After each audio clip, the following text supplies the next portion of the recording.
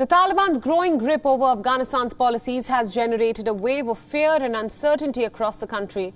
And for the Afghan women, the situation is even worse. According to some women and some UN officials, the lack of clarity of the Taliban's stand on the status of women in Afghanistan has now generated an atmosphere of incredible fear in the region. During a latest briefing, the deputy head of UN Women in Afghanistan, Alison Davidian, said that the Taliban has started to put restrictions on the social life of Afghan women. In many areas, women are now being prevented from leaving home without a male relative and also being forced to stop going to work. The lack of clarity of the Taliban's position on women's rights has generated incredible fear. And this fear is palpable across the country. Memories are vivid of the Taliban's rule in the 1990s, where there were severe restrictions on women's rights.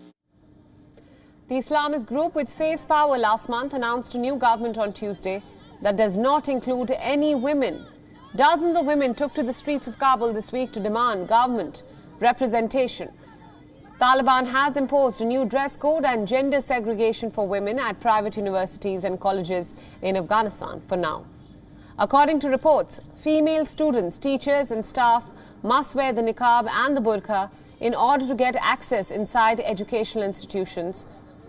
During the previous Taliban rule in the 1990s, women were not allowed to study or work and were even denied basic human rights. While the hardline Islamist group has now promised a different kind of approach this time around, many fear that these promises are just words.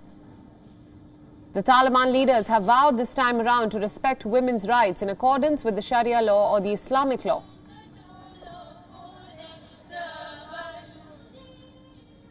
WION World is now available in your country. Download the app now and get all the news updates on the move.